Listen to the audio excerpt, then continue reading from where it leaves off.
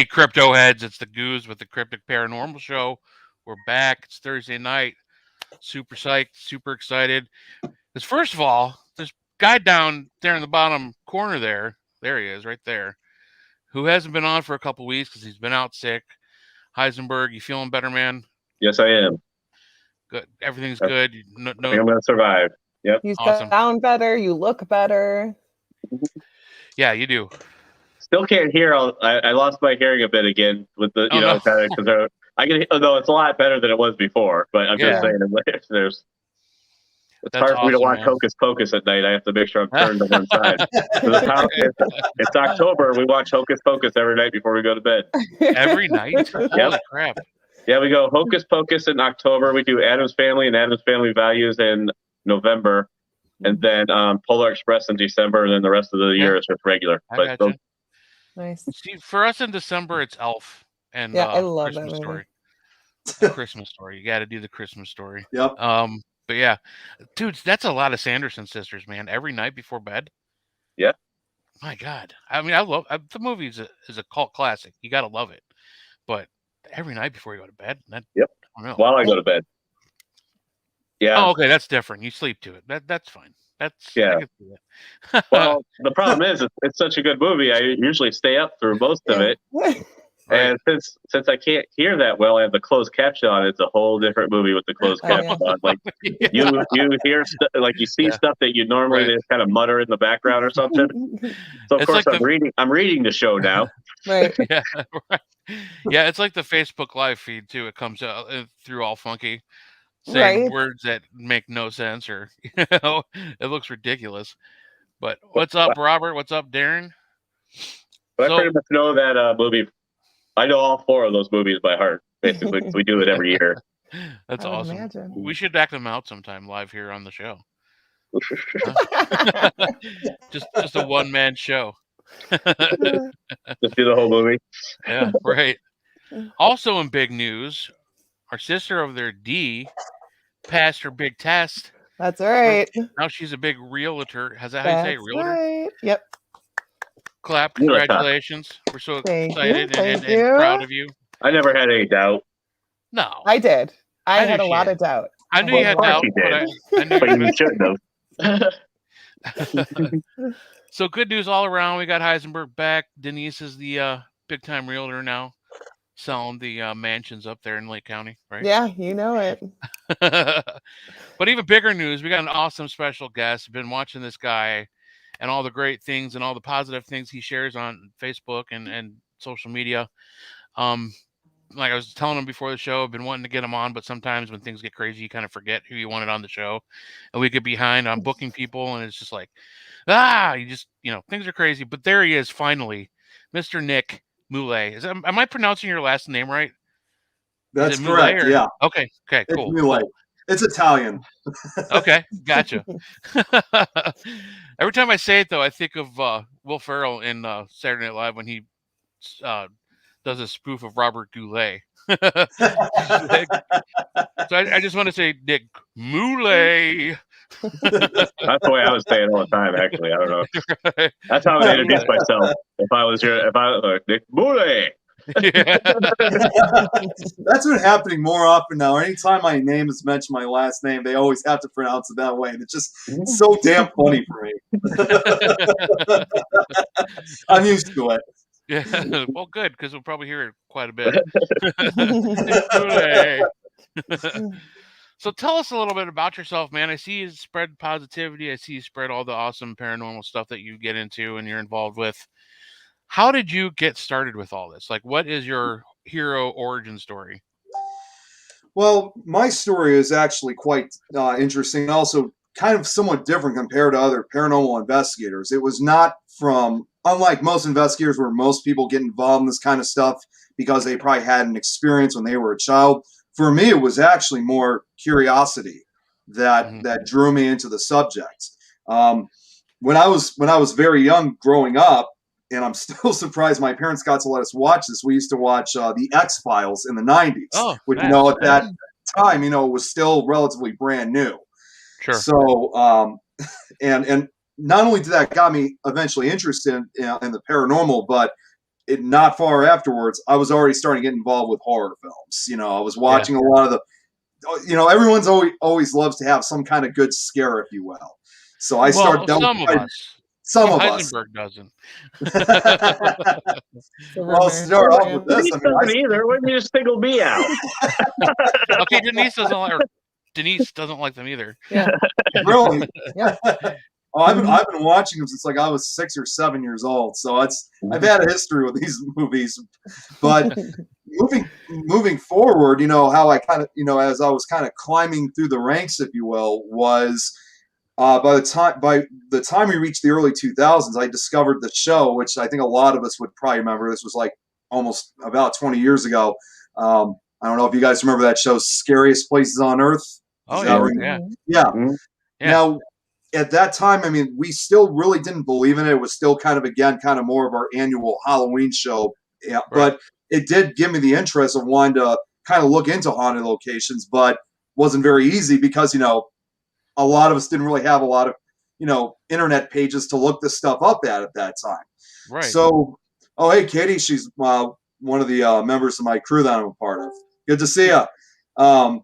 So what really got me to what I am now today was a few years later again. By the time I was 12 years old, it was again, bizarre coincidence. I was just going through the channels, and all of a sudden I turned to the Travel Channel, and this was back before, House Adventures took over the channel, of course. There's a show that comes on that's called Most Haunted. And I'm thinking, this sounds pretty interesting. So I decided to tune into it. And then right after that was over, there were all these other different paranormal shows. This was like the golden era, if you will, because this was back when they used to have them like every Friday night. So it was like, it basically made what my Friday nights would eventually become. And no sooner after that, I started studying, the paranormal on a regular basis. It was just like, it was almost like my curiosity just grew every time that I was watching these shows. I thought, I want to be part of something like that. And not long afterwards, about a year later, I started studying ufology, cryptozoology. You name it. I studied it all at an early age. Wow. So were you like me, hiding under your bed, or were your parents pretty cool with it? They didn't mind you. Because mine were weirded out. Mine were like super Christians, like holy rollers, all that stuff is either you're crazy or it's Satan, that type of shit. How'd it roll for you? Well, my parents, I think, were pretty much open-minded about it. That, of course, like any parent, they probably told me to always be careful with, looking into this kind of stuff because they thought I'd get nightmares. They thought I'd get scared of it. And indeed, there were a few times I was afraid of it because some of it was quite intense. But I eventually overcame that fear. And, eventually my parents kind of supported my interest because at 12, 13 years old, I'm already at that age where, even at that age, you have to make your own decisions about what you want to be at some point in your life. You can't always have your parents, make decisions for you. Right. Yeah. Ray still does. Yeah. His dad makes decisions for him. Yeah. I'd be in a cabin hidden behind a wall of guns if I let that happen. What's wrong with that? Nothing. I prefer it to happen when the shit is actually going down, not when I think the shit is going down. Right. No, that's an interesting beginning because a lot of us are the old cliche where we grew up with stuff going on in our house we couldn't explain. So it's interesting to know that somebody who wasn't a scared child got into this just because they were curious. That's really right. cool. I feel like everyone's origin story centers around trying to figure out what the fuck is happening to me. You know what I mean? Well, we say that, Dee, but Heisenberg kind of started the same way. Yeah, that's. You didn't grow up in a haunted house, did you? No. Nope. I came across the ghost hunters one day, and that was it. Yeah. For as much as we. As much as we sit back and knock the show sometimes, honestly. That's how it got started sometimes. Yeah. It was the old ghost ghost hunters, Yeah, way adult back. ghost hunters when they were into the residentials and The they helped the Roto-Rooter residentials. guy, when they would get in the Roto-Rooter van. And 80% of the episodes they were able to say, no, sorry, this is what's actually going on, and helping people. And that's what I gravitated towards, because as many Hans Holzer books and Lloyd Auerbach books I read when I was a teenager under my blankets because my parents would send me to church or to a psych ward. I didn't realize that you could just do that, like casually, like the ghost hunters that go and help people and try to figure things out. And I watched that show. I'm like, okay, this is what I want to do. And like the first time, I distinctly remember watching an episode where they set a mag light down and they said, if you're here, can you turn this on? And then it turns on. And I remember sitting in my living room like, oh my God, what? What's happening? Right? I think for me is some of the one of the first pieces of video evidence that they showed. They were at home. I can't remember. I think they might have been in California.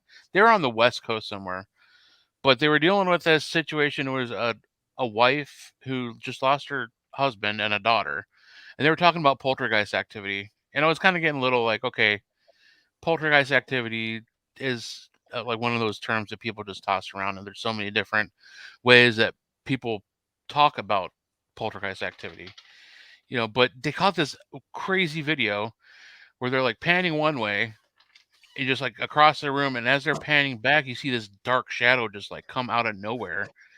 And it was like the form of a person, but you couldn't see any features, and it went right down. So it's like so hard to for them to debunk. And I was like, holy shit. Yeah. I missed it. It was a good show then. Yeah. I mean, that connected with me because that's the shit that I woke up seeing in my bed. Just these like shadow figures looking over me. And then they would just disappear. And I'm like, what? I can't tell my mom and dad or they're going to send me to the hospital. What is happening to me? Right. So for me, I mean, it was the old cliche. I was just trying to figure out what was going on without getting caught, and then years and years later, I mean, I didn't start really actively investigating until I was like almost married at that point to Kim. So it took a while for me to like actually graduate to that level. And then I talked my way. I was like, Kim, you better get me on one of those investigations. Yeah, and the rest is history. The rest is history. First time I met Heisenberg, I got him completely loaded on flaming Dr. Peppers. To the point where he was like puking. I passed out. I seriously passed out. Yep. And passed out. And just so people don't light drinks on fire in plastic cups, okay? Yeah, that's like rookie shit. But we were doing it anyways. And that was like the last time we saw each other. And then all of a sudden, Kim's like, Mike keeps talking about wanting to go on a ghost hunt with you one of these days. Like, that's cool. I'll let him know. And you tell him. And I think Madison Center was the first one he went on with us. So, and then it was just like, we've been working together ever since on this stuff. So it was really fun. It's good stuff. And that was a crazy night. So that was that was a good first one to go on. Right. So of all the different factions and I want to say genres, not that like they're a book or movies, but in the paranormal field, like, is there one that you gravitate to the most? Because I know you research it all. You're into cryptids, you're into UFOlogy, you're into the afterlife spiritual realm of ghost hunting and stuff. Was there one that you focus on more? Or is it just kind of constantly wherever the interest is at that time? For a while, a lot of these subjects, I mean, there would be one I would gravitate more for a good portion of time. Like lately, currently I could tell you right now is, actually for the most part, I've been doing a lot of studies I've been focusing a lot on cryptozoology. Mm-hmm. So it's because part of the reason what keeps me staying on that subject more than anything else is, some of these cryptids out there, we're just always getting more and more reports and sightings of, whether it's Bigfoot, Mothman, whatever. It's just like a never-ending cycle. So it's like just when I thought I could take a break from like focusing on this stuff, because I actually have written documents of all the reported sightings, which I know of as far as I know. And just when I'm about to close up the books, all of a sudden, here comes something else. I'm like, well, how could this be? So it's just something that is just a constant kind of routine, for lack of a better term. Yeah. Okay, so why do you think that there's more sightings? Do you think it's just like we are destroying the environments they normally hide in? Do you think people just have cameras all the time? Or do you think it's like something's shifting? Because I think it's pretty safe to say that something's going on in the world right now. Everything seems to be shifting, the energy, whatever. Do you think why do you think there's so many sightings right now?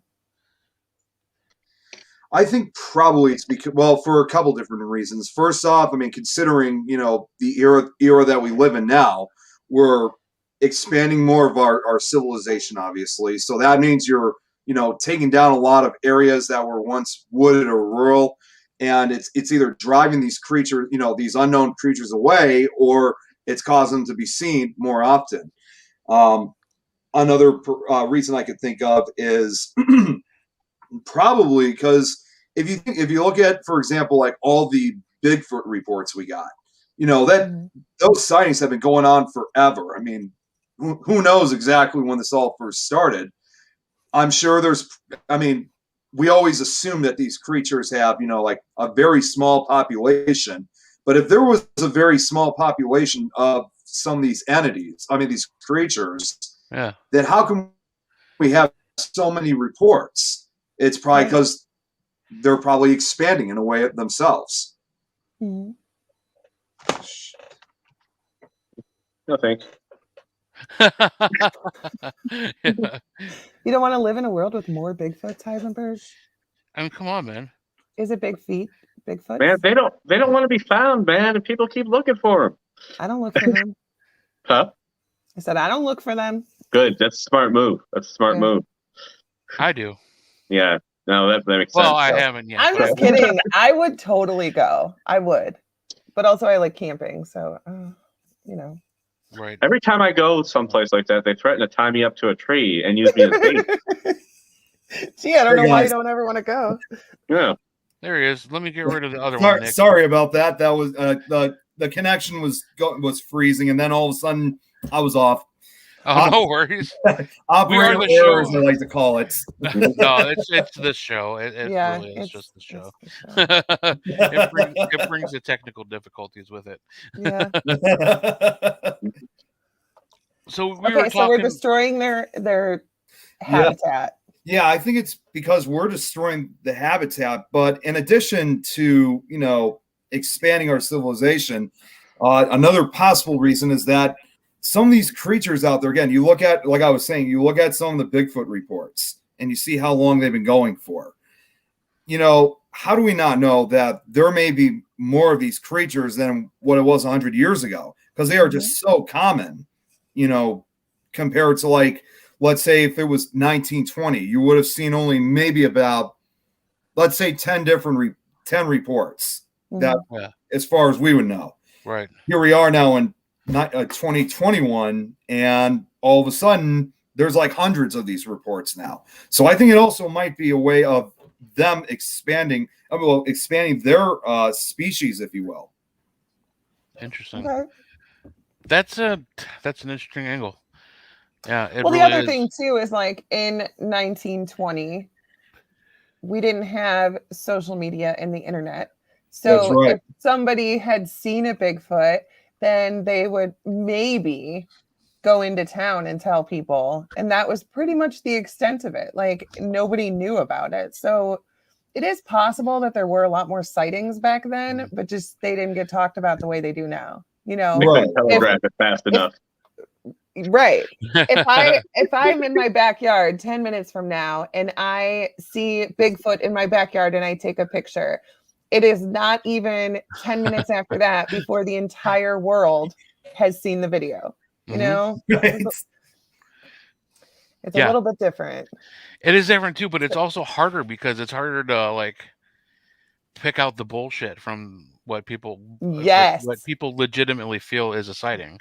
Yeah. Because, like you said, we have such great access to social media and things with our cell phones, we also have access to amazing video editing Right. apps that we Yeah. could download our phone for free, Yeah. and we could add shit and edit shit. And it's like, I get so many people sending me so many things like over, like through Facebook, like, look at this video or look at this picture. And like, Yeah. I don't know. I don't know. I don't know how to like give an actual like opinion on this, because it could be real, it could be crap. I don't know. I don't know anymore. So I mean, I'm just like, yeah, that's cool. Yeah. Cool catch. I mean, It's hard. Yeah. whatever. Yeah. So Can we just talk about how Jeremy said that the platypus was once a cryptid? that makes sense. Yeah. It kind of does in a way. Yeah. Yeah. Right? I mean, that is a weird ass nothing- creature. I mean, honestly, Yeah. I mean, what the hell? That was one confused. Yeah, like can you Yeah. imagine stumbling upon that in the forest? Oh, hey, look, it's a groundhog with a What the fuck is that? Some duckbill and a beaver tail. right. Yeah, that's a good one. Well, I mean, there's a few other ones, you know, that some people don't even know were once cryptids. I mean, you look at like, and I'm talking about some of the modern day animals, like Komodo dragon is one of them. Yeah. Those were basically Right. cryptids. There was also the there was actually what was it called? In fact, actually, I can give a really good example. There, the megamouth shark, for example, that Yeah. wasn't really known until 1976 because a boat accidentally bumped into a megamouth shark. And according to one cryptozoologist, I don't know if you guys know who Lauren Coleman is. He said that there's only been like a handful of megamouth sharks found even after 45 years. Right. Yeah. The depths of the ocean is just, Oh yeah. I mean, thousands of creatures we've never seen before. Who freaking knows what's down there? Crazy looking creatures. Right. Every And time believe they're it or like, this thing came up from, the depths of the ocean. You never look at it and go, oh, that's cool. You're always like, what the fuck is that? And they're like, oh, that's cute. Right? Why is it trying to kill me when it's dead? Yeah, I've never seen anything that I'm like, oh, look at it.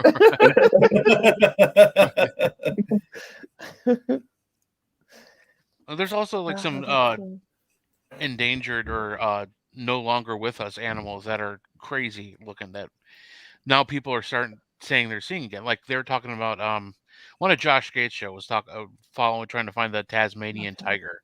Yeah. It's a weird ass looking cat, but it was there. People are seeing it and they're getting amazing footage of what they're calling this Tasmanian tiger. And this thing used to exist. I mean, it was a real animal at one point, but they hunted it out and it just went away. And now I think it looks like it might be making a comeback. See? But yeah, and how long were they hiding and people didn't know? So right, I don't. yeah. Well, I mean, another good example, I'm sure we've all heard of this one. It's a type of fish called the coelacanth, which some people say, despite being a fish, they consider it almost like a missing link because they sometimes say it's considered one of the beginnings of arms and legs, if you will. Mm-hmm. And they said that it supposedly went extinct when the dinosaurs died.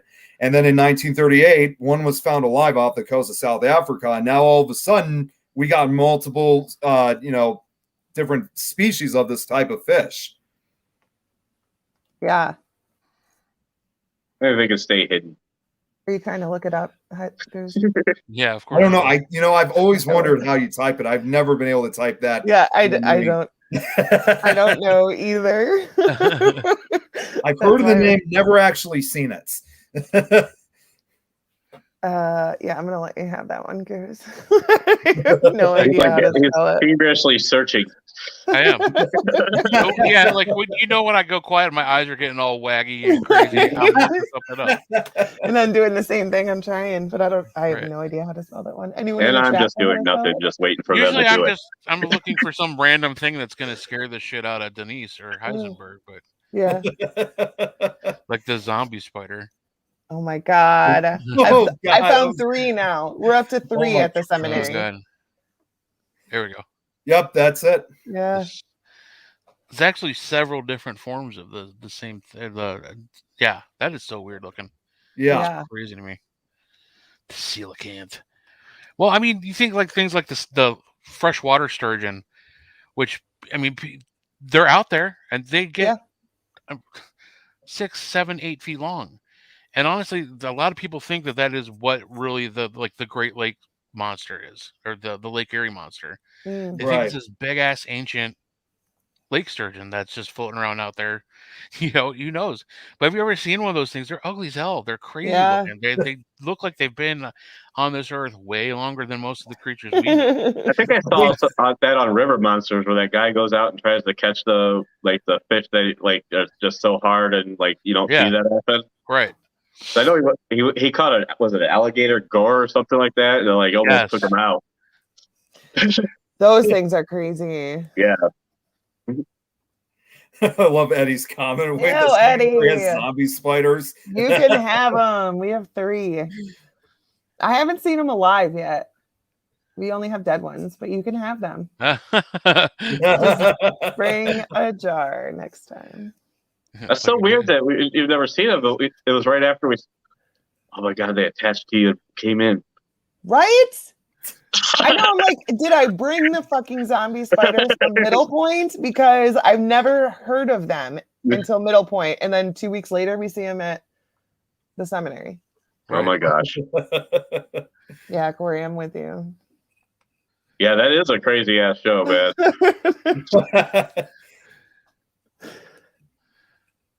Krakens? We're finding them now. Jeremy's like, zombie spiders? Oh, hell no. Okay, do we still have the picture of this? Yeah. Oh, wow. Wow. Okay, so fun story, Jeremy. Story time. These spiders. There's a lake sturgeon. Yeah, that's messed up too. Don't show my sister that. She's scared as shit. So these spiders get some sort of disease. Fungus, I think it was. It's a fungus. Okay, you're right. They get a fungus and they look like that. They turn white like that while they're still alive. And so they'll be walking around like that, looking like they're dead. That's why they call them zombie spiders. Because they're getting eaten from the inside, man. Yeah. And we have 3 of them. Jeremy, excuse me a minute while I go get my flamethrower. You're gonna need more than that. It's gonna be more than that. It's a beautiful creature. I mean, they're kind of cool to look at, but I haven't seen one moving yet. So it's one of God's, Satan's creatures. Leave it alone. What would you do if you saw a white zombie spider move? Would you run? Because I probably would have. I mean, I'd scream like a girl. I don't know. Yeah. I think I would. I have a really good zoom on my camera, so I would probably stand far away and then zoom in and film it. But I don't. I feel we need to treat them like any other zombie. So, how would I go? Make sure you take out its head. Yeah, shoot right in the head, right between the eyes. Yeah, we got a smaller gun. Which set of eyes, though? Don't they have I'm like, wherever is the center. I thought you had to sever the spinal, the what is it? What do they call it? Shit, the spinal cord or the thing up vertebrae. Right. Do they even have that? They're not going to die, man. They're just they're gonna eat your brains. That's it. You're done. You're done. We're done. Yeah. Let's prove the existence of the unicorn instead.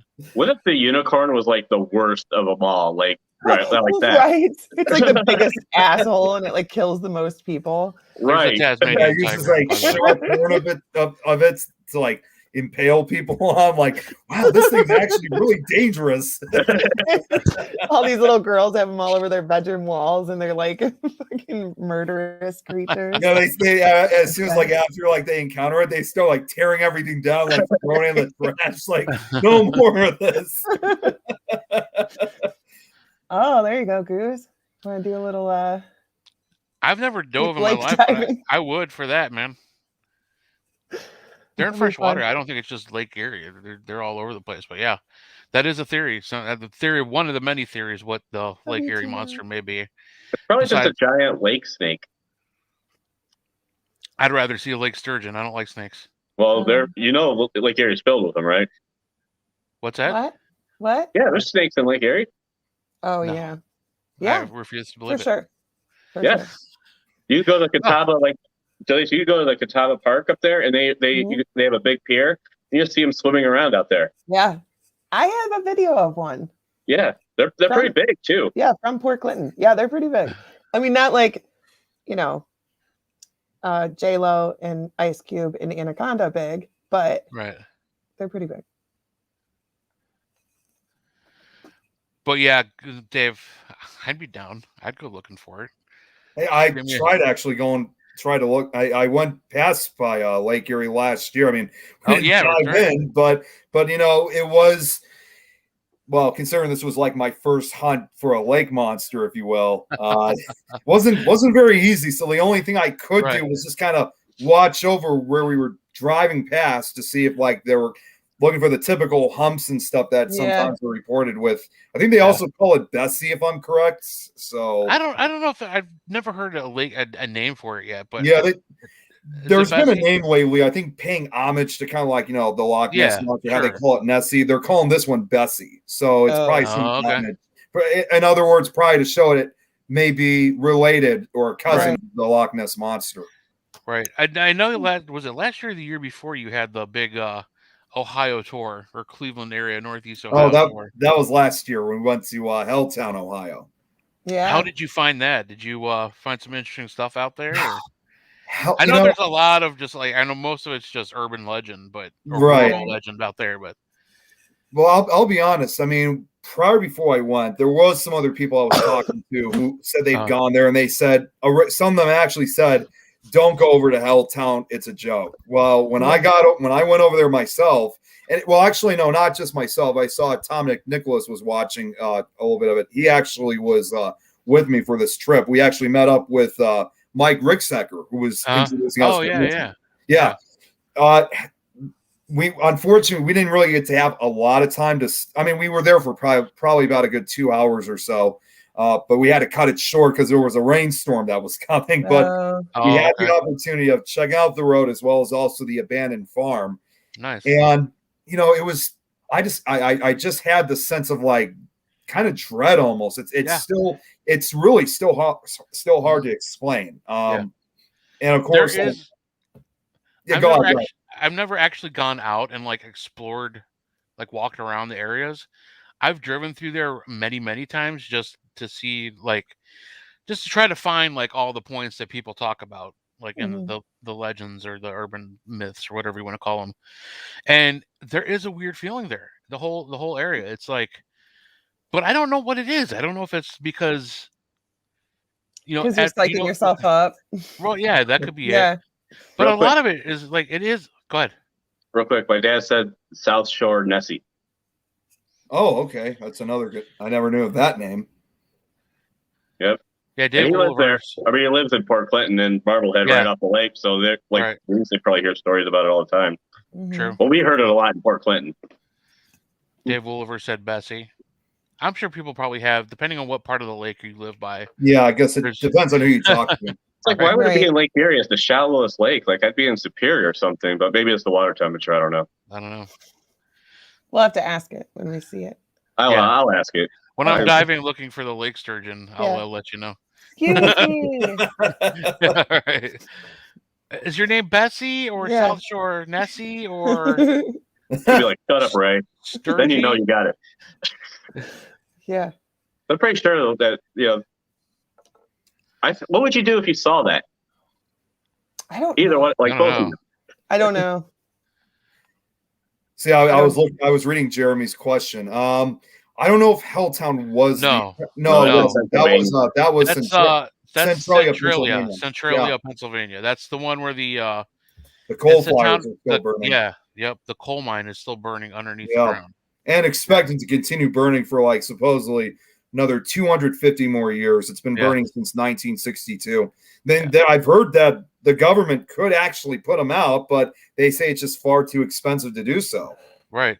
Oh yeah. Well, that was a coal place, I think, wasn't it? Yeah, it was coal mines, and there was. I think they said back in 1962 that it was like a dumping area where they threw all this trash into the mines because these were abandoned mine shafts. They were no longer being used. And of course, some of the stuff that they had was flammable and it caught on fire. And of course, when you're throwing it into an abandoned mine shaft where coal has also been deposited, hence not a problem. And that's just making it a giant bonfire. And I think today there's only supposedly there's only 6 remaining permanent residents of Centralia. that still live in that area. Yeah. But they're the last official residents. Once they pass or they move out, that's truly the end of the town. Yeah. Wow. They have like little vents coming out, don't they, or something? Like they vented it a little bit. Well, it's become a popular tourist attraction. But of course, obviously, they still put a lot of warning signs, not only trespassing wise, but also just letting people know that some of the ground area is really unstable. I mean, you could literally fall into a pit of hell. Right. Oh yeah, the fire's still burning. Right. Right. So watch out for sinkholes and shit, man. Yeah, exactly. Yeah. People So back to Helltown. I know that whole area was very dense with Native American history in that whole area. Obviously, because it runs along the Cuyahoga River. So anywhere there's water, there's dense pockets of Native. I mean, I was feeling something driving through Helltown. Like, and I know the story. I know the real story behind it. The national parks came through. They started buying people out of their homes, and people would have to just basically pick up and leave like almost immediately. So they left a lot of those houses, and they didn't do anything with houses. They didn't tear them down.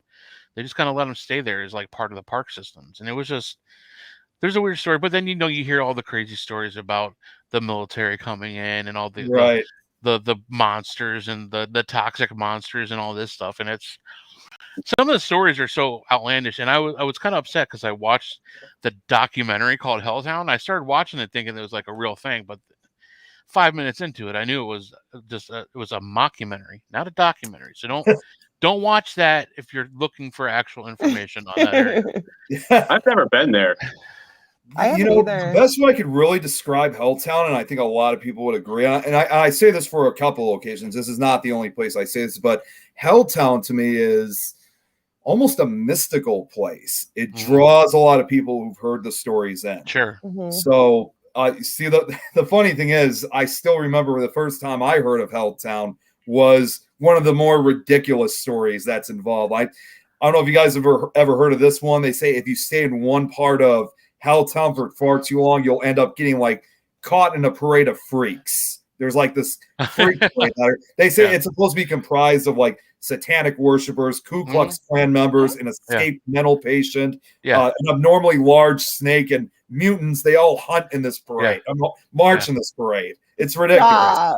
Oh yeah, that's where the Peninsula Python. I'm down. Right? That's another cryptid. Dave, that's another one we got to look into. The Peninsula Python. That's in the area of Helltown. That's like the same. I live in Stowe, Ohio, and I'm like literally like 10 minutes from the beginning of what is Helltown. Like, so it's like it was so easy for me to just drive over there and like drive through the different areas and try to find all these hot spots, like the Satanic Church. That's not really satanic. Right. Ohio.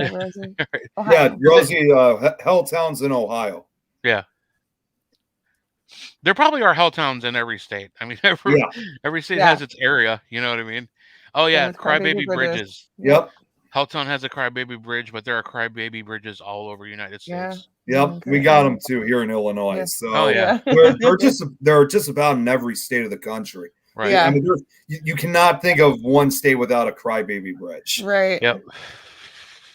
I think there's books on it too. Yep. America's and probably Crybaby films. Yeah. There's actually one other thing I wanted to point out. All this talk about Helltown is, like when you were talking about like the documentaries. Yeah. When we were in the barn area with Mike Ricksecker, I don't know if you guys have seen that new series that he recently created. He did that. I can't remember what it was called already. I should know. But my friend Tom and I, we were interviewed in the barn for that series. Even though we didn't actually talk about Helltown, we were talking about a different location that was shot at the barn. Oh, that's nice. cool. That's cool. The barn, is that the top of the world? Is that what they call it? The top of the world barn? Or I didn't know anything about that. That's new. Okay. They never told me about that. Oh, okay.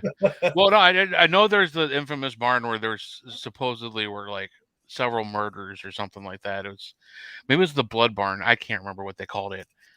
But I know there was something called Top of the World, or maybe that was it.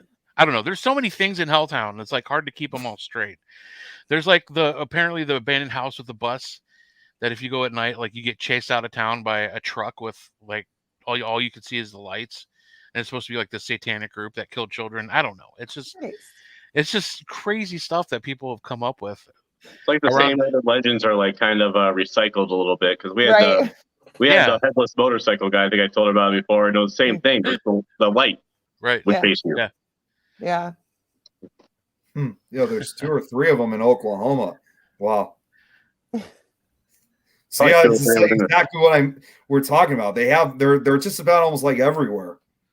Yeah. Yeah, there's a Crybaby Bridge in Kirtland. Yep, there's one in Kirtland. Yeah. That's where the melon heads are too. Yeah, the melon heads. Yep. Yeah, I'm sure you guys saw in the description. We actually tried looking for the melon heads on one occasion. Did you? Well, same, like my entire high school career. Right. That was just like, it was so weird because melon head. We were supposed to actually investigate with Sean Gilmore, who met up with us that same weekend while we were checking out Helltown. And we were going to go at night. And I'll be honest with you. I'll be the first to admit I was nervous because I've heard what these melon heads are supposedly capable of doing. So, and they usually say they normally come out at night. So I remember telling my friend Tom, saying, look, I don't know if we're going to encounter these things or if they're going to try to attack us, but do not get out of your car. Doors and windows are locked. Do not get out or do anything. Which is funny because I've seen that picture. So if the melon heads are real and they really do have this like superhuman strength where they could like tear you apart, you don't think they could get in your car? Oh, I truly believe they do. I mean, either way, well, at least he's behind the wheel then, so that way we can drive the hell out of it. That's true. As fast as we can. But unfortunately, we weren't able. I think it was probably because we were exhausted, so we weren't able to go after dark. But we did manage to go during the daylight hours. Oh, that's cool. Which was probably for the best because obviously it was our first time going at night. We weren't really familiar with that area, so it was always it's better to kind of familiarize with that area before we come back at night. Right. As we're driving through, however, we notice, and I don't know if you guys have seen this lately, this was something I have not seen in previous, videos or whatever. All of a sudden there was a gate in front of like where the Crybaby Bridge was. And I'm thinking, what's this all about? And it said like no trespassing. And we were trying to think, well, did they seal that area off so they couldn't let us, investigate that area anymore? Well, turns out someone else posted a video who happened to be visiting there about a month after our visit. It turned out the Crybaby Bridge that once existed actually had been washed away. I guess there was like a flood or something that, knocked the entire bridge off. So they not only shut it down probably so they didn't want, people, because there are people that live near that area. Sure. But they closed it down for more safety reasons. So I'm like, well, that actually makes more sense now. So hopefully one day those gates will open and we'll have a better chance once they have the bridge rebuilt. Yeah. Is there, I don't think that's actually goes to like a road, right? It just goes to a driveway.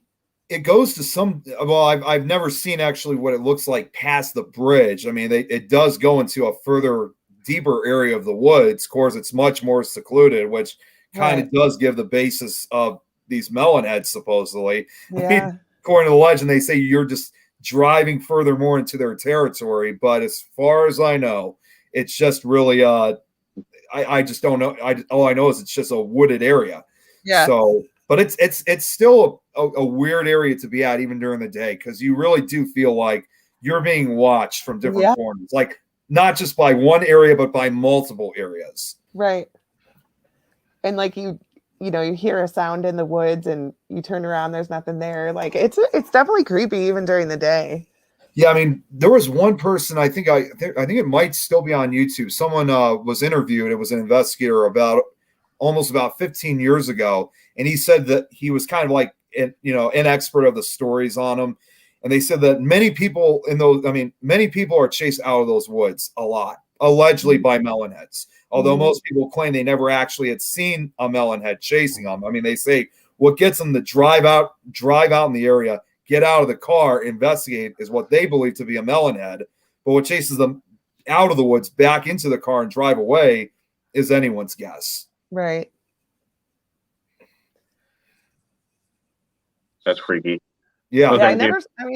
We never saw anything, but we definitely ran out of there quite a few times. Yeah. Well, just hearing stuff.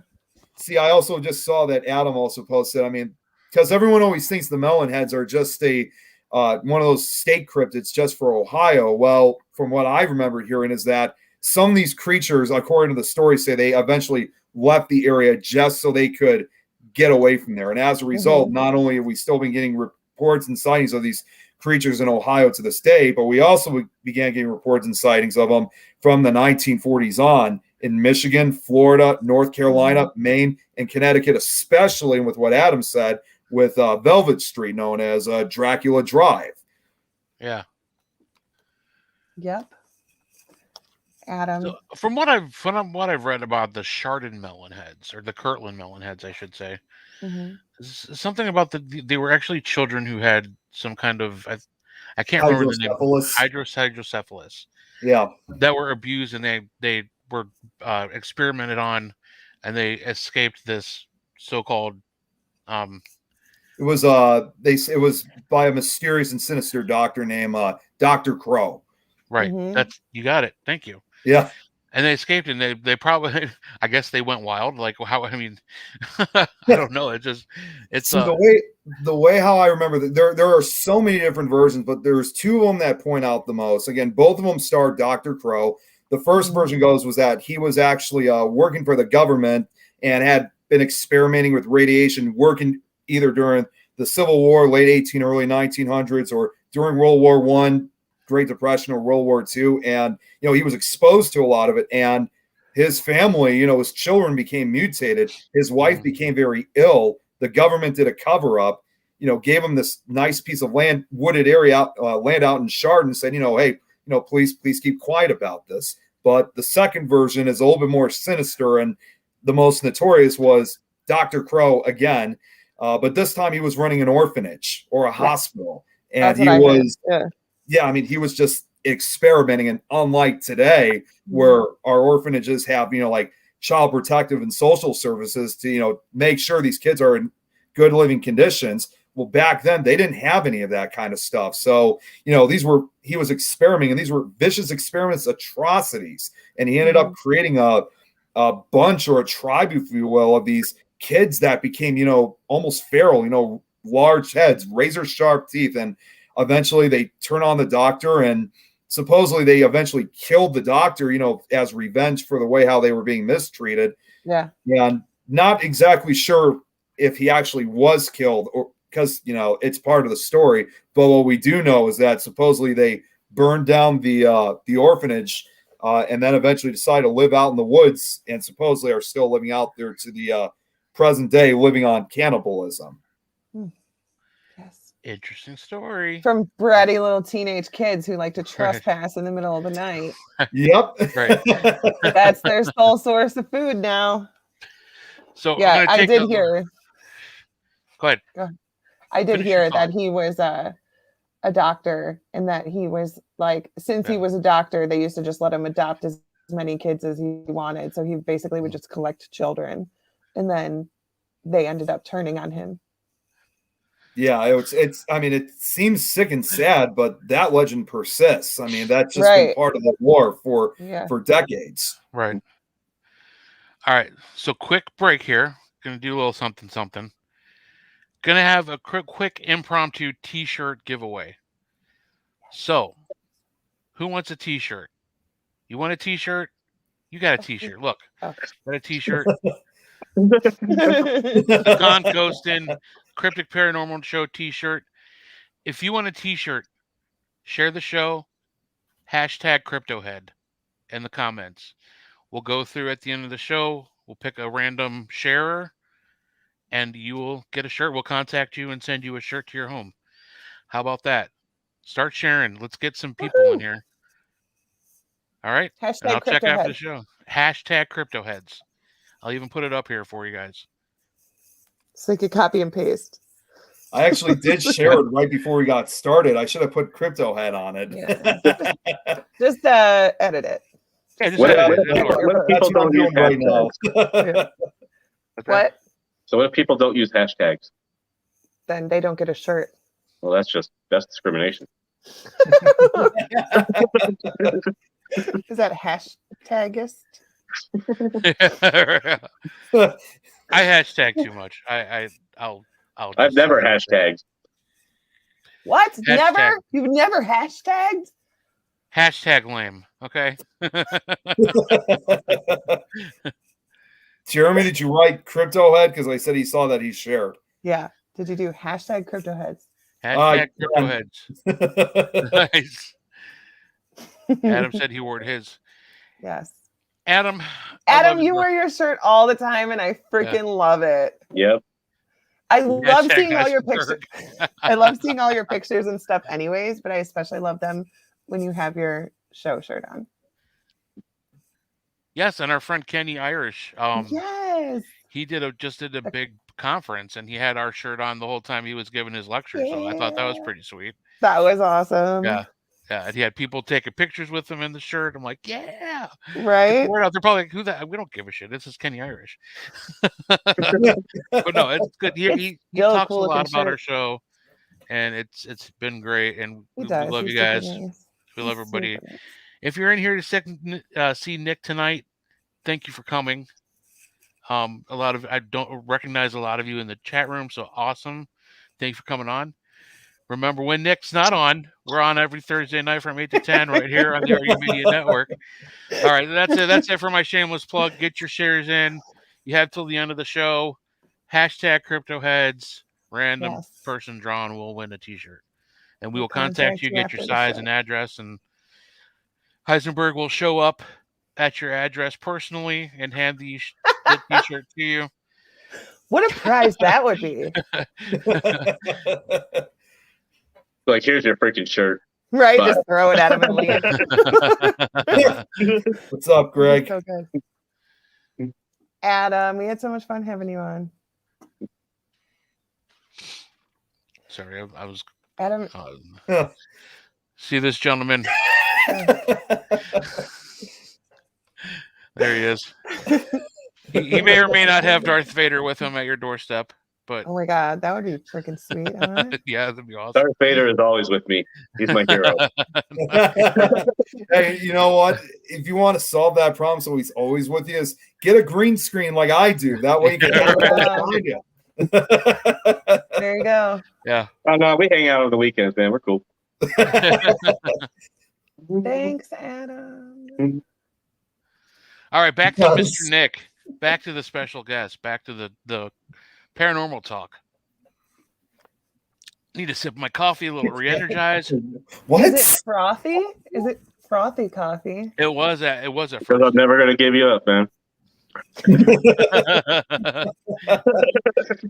Did Jeremy just like rickroll us in a way? I don't know, but I did like his previous comment though, saying how I've been a great guest. Of course, everyone always loves having me on their show, so I couldn't agree with Jeremy more.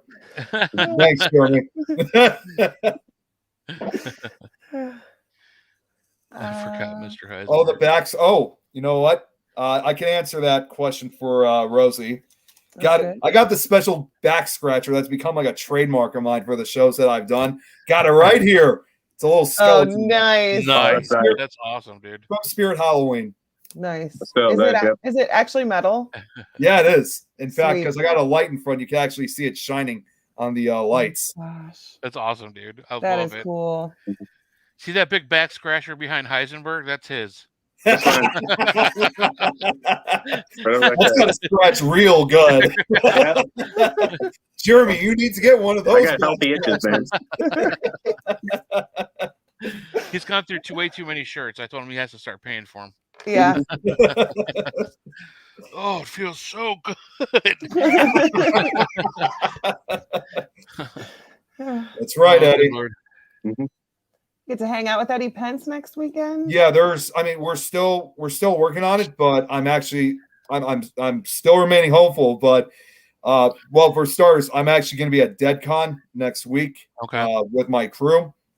We're hopefully going to try to get a vendor table because I know it's a week away, but but either way, we're still going to go.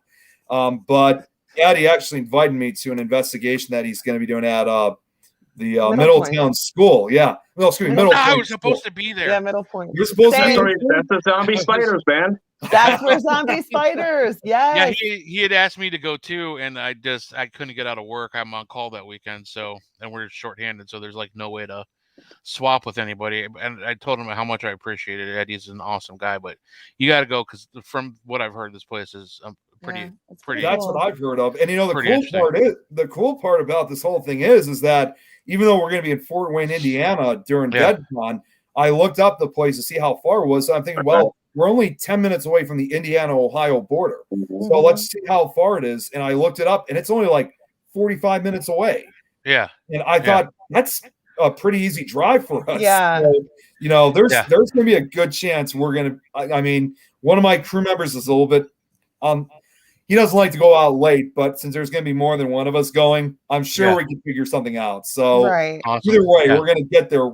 And plus, we found out there is an investigation happening during DeadCon, but the price for that is like really expensive versus the price that Eddie's asking. Yeah, so much more of a better deal. So it's worth the trip. Oh yeah, for sure. So Pat Turner wants our opinions on Bigfoot phenomenon. I'm assuming if we believe what we believe she is. What are your thoughts on that, Nick? See, with Bigfoot, honestly, and I've been thinking about this for the last couple of years, and I think a lot of cryptozoologists are starting to think this. I honestly, truly believe, because there's always that theory that Bigfoot supposedly is the descendant of a giant ape species called Gigantopithecus. I honestly, truly believe that Bigfoot is the Gigantopithecus itself, that it never really went extinct. So, put it this way, it could be eventually, kind of like what we were just talking about earlier, eventually a normal kind of animal that was formerly a cryptid. And you think, how could such a large and massive creature that could have gone extinct over 10,000, 100,000 years ago, for a creature that was probably about, 9 to 10 feet tall, I'm sure something like that would have very few enemies. And yes, while us humans existed at that time, there wouldn't have been as much of a big threat. And I've looked at the info about supposedly what could have caused the extinctions, but we still don't really know. But honestly, I think it could just be Gigantopithecus that is still alive even after these thousands of years. Sure. That makes sense. What do you think, Heisenberg? They don't want to be found, and we shouldn't find them. Short, simple, to the point. Just like this way we love you, Heisenberg. And your father says Chewbacca. Yeah. Well, I'd be all right with that. Right. What about you, Denise? What do you think? I don't know. It's one of those things where I have 30 different theories, and they all seem to make sense. I don't know. Right? Yeah. They all have a little bit of logic to them. Yep. Yeah. So it's really hard. I definitely don't think that it's impossible. There's, even though we think that we've totally taken over the world and we know everything about everything, there's so many things that we're still learning every day. Like, I don't know why people are so quick to say, oh, no, that's not possible. Right. Okay. Right. Yeah. It's not possible. I know you guys out in Ohio, you guys have the Ohio grassman, which I heard is sometimes considered to be Ohio's Bigfoot. Yeah. Yeah. And there are a lot of Sasquatch sightings around Ohio as well. I mean, we have a friend right next to me.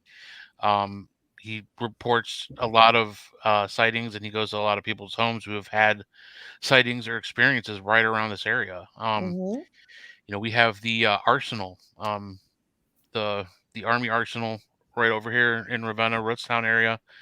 A lot of sightings there because it's protected land.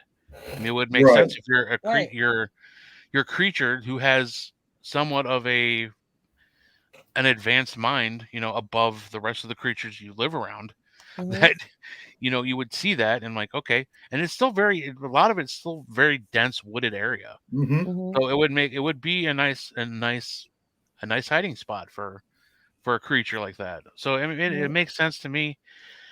But like Denise, I have so many theories, and I get so deep diving into some of these other theories. Like, oh, maybe Bigfoot is not really a creature as we know it. Maybe it's an alien life form. Right. There's so many.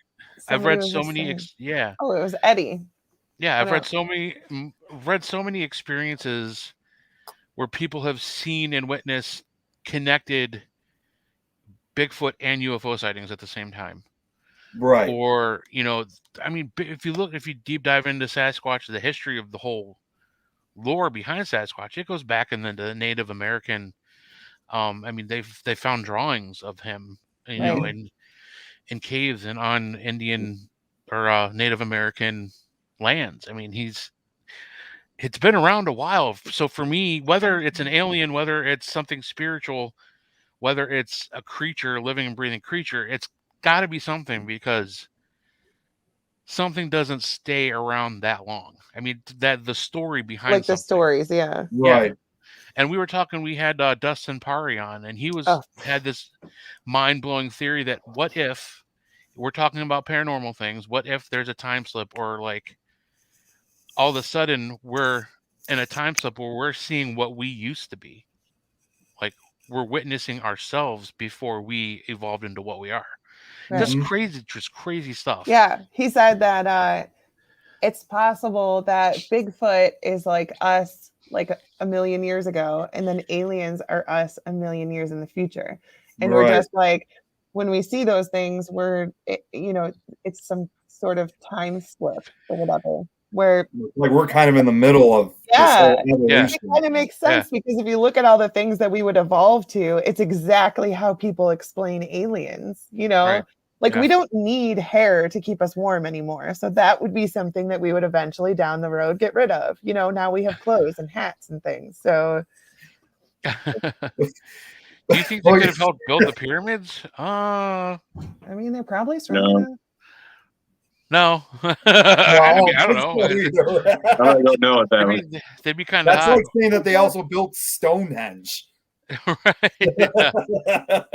That's another thing that's mind-blowing. Who the hell built Stonehenge? Yeah, really. I mean, who brought rocks? Giant stones. Yes. Who brought rocks that were not indigenous to that area from hundreds and thousands of miles away and lifted them up like they did without a crane? I think like prehistorical, let alone a cargo ship. Right. It's got to be aliens. I can't think, or Bigfoot, as Patrick. Isn't it crazy that think about the Easter Island statues, man? They moved those. Yeah. I watched the whole special on how they moved those. Yeah, that's the only logical explanation is that it was aliens, right? Right. and even the pyramids. I mean, human beings were definitely more advanced with their tools and the engineering behind things, but still. Those are some big ass rocks that go really, really high. Right. We're talking thousands of big ass stones. It's like they are wonders of the world, and I can see why, because you just sit there like, what the? How? Like how? And in that case, we kind of devolved, because now when we die, we just get buried in a hole with one little stone. Pyramid.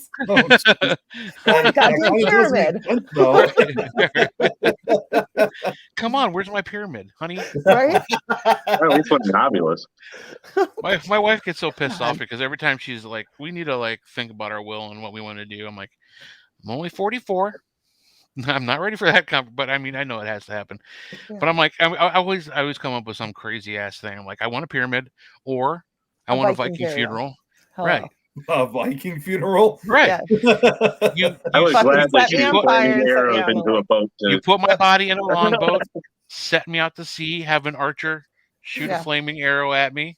No, y'all could shoot an arrow. Everybody can. Set the whole thing ablaze. I doubt any one of you are going to make it. So we could have a lot of people shooting. Somebody's going to throw a Molotov cocktail in there and just say, all right, let's be done with this. All this talk about Vikings goes, I got to tell you, do you remember those Capital One Viking commercials that you Yes. You can kind of picture something like that with you. There's always a mistake that goes on. Can I put a long vote on my Capital One card? That's what I'm talking about. See what Jeremy said? I wonder if anyone's visiting us or us from the future. I've heard of that, actually. Yeah. Saying, there's also this theory of, because, for the last almost 20 years now, we've been trying to make that manned mission to go to Mars. And supposedly now they said they've been pushing it to, I think they said it was going to be sometime in the late 2020s or early 2030s that we were going to finally make the first manned mission to Mars. And supposedly some people, there was someone who once asked me, what if it's possible that making the journey to Mars, what if that actually could be our home planet? Because it's so deserted. And maybe somehow during the early stages of human evolution, because I'm sure there were extraterrestrials, obviously they've been here much longer than we've had. So to speak, they could have, had a few specimens decide, well, looks like Mars may not work for them, even though that they were technically born there, and they moved us to this other planet, which is Earth, which seems more suitable for human life. Right. So how do we not know by making the journey to Mars, we're actually going back home, if you will? Yeah, to the other planet that we fucking destroyed. And now we're working on destroying this one. And there's a lot of things that are like, okay, first of all, back problems. Why does everybody have back problems? Because we are not made for this gravitational pull.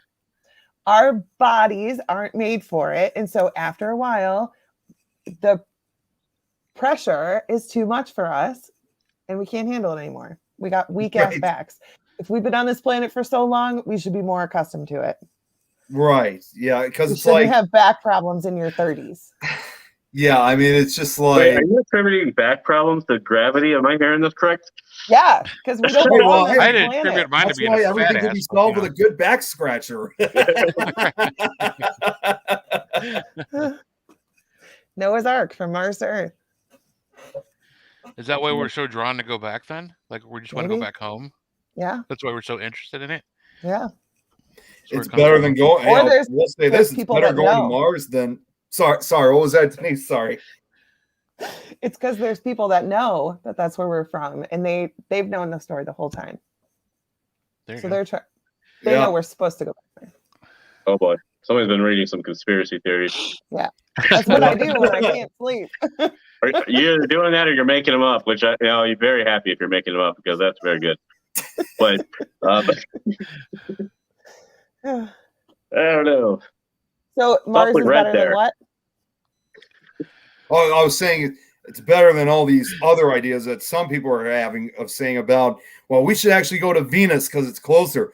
You go to Venus, that is definitely a death sentence because it's like 864 degrees Fahrenheit on that planet. Yeah. You will be incinerated. Doesn't it rain like acid too? Yeah, there's like acid rain. It's got like a greenhouse effect, and plus when you think about it, it's the second closest planet to the sun, and they say like in a billion years the sun is going to be like brightening to like 10%, which is going to supposedly scorch the Earth. Well, if you're living on Venus, let's just say you're going to have a much hell of a time than you would on Earth. You will be sorry. I like Earth 3. Earth 3. So I'm a comic book nerd, so that was a Flash reference. Right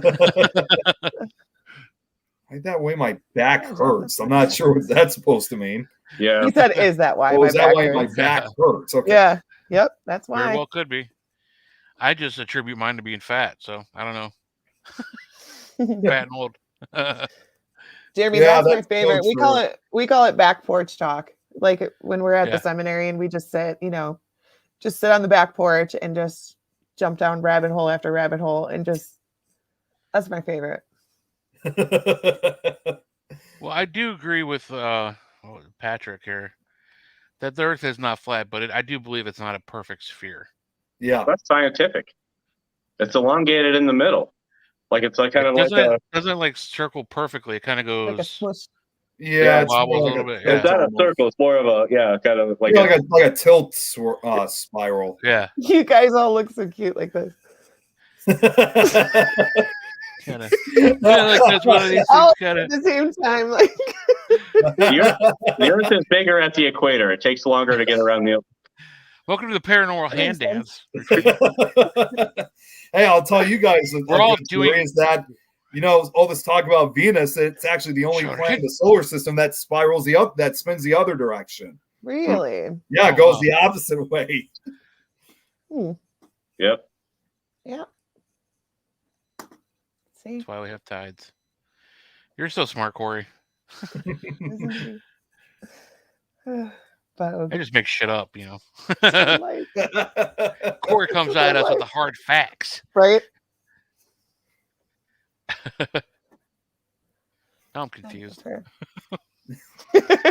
Just keep dancing, Goose. It's fine. I was starting to form a ball of energy that I could feel, so I needed to stop.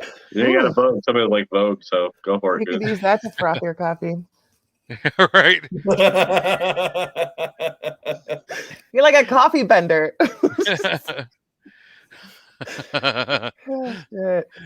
Like Street Fighter. Sure. 9:14. I read that the Earth is actually dimming, though. What? Dimming? Yeah, the Earth is dimming. So, yeah. I mean, I know why. I mean, what they theorize is because the Earth's getting warmer. So it's starting to dim. It's not as bright out in space as it once was. I'm like, I didn't know we produced our own light. I mean, like bioluminescence. Right. I get it. So what does that? Light bulb what does that mean? What? Yeah. Yeah. I told you the world's getting darker. Yeah. I didn't mean that way, but that's dimming. It's just because it's getting warmer. It's probably with the atmosphere or something. Who knows?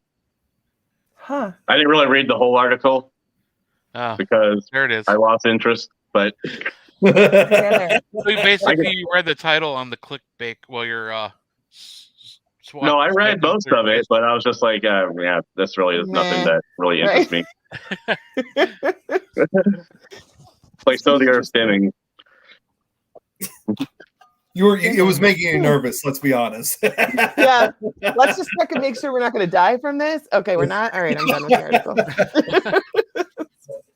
Yeah, since I read that article, though, I got a bunch of other articles about how the sun's going to eventually kill us. Like he was talking about, yeah, it's going to be bad. The oceans are going to boil. It's going to be bad. Yep. That's you, Goose.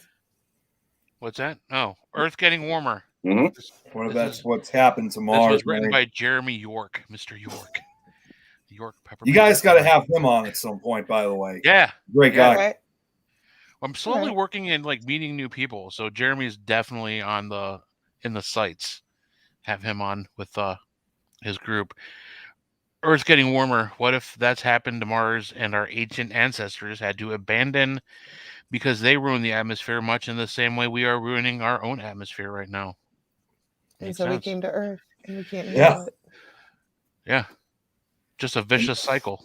Like boiled lobster. There'll be plenty of it. Boiled lobster is good. Not a fan.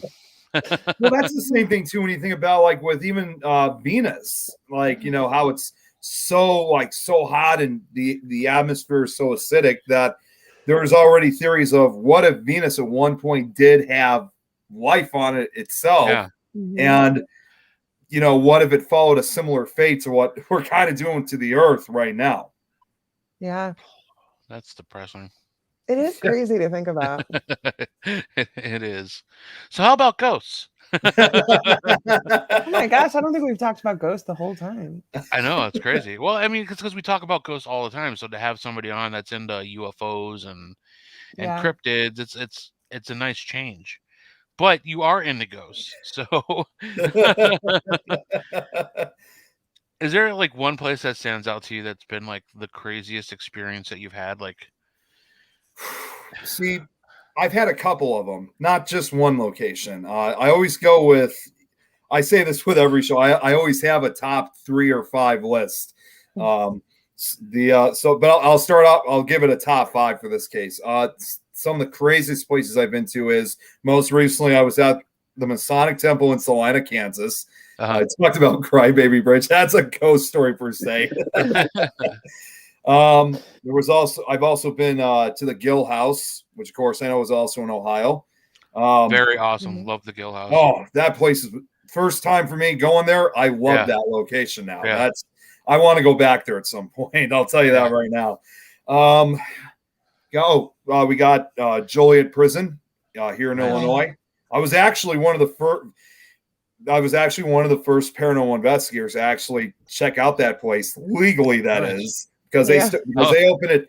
They opened it 3 years ago, right around the October Halloween season. Because for almost 20 years it was never open.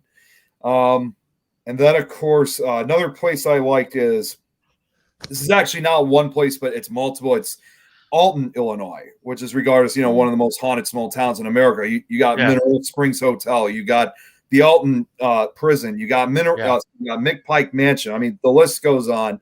And finally, for number 5, I would have to put that to Waverly Hills Sanatorium.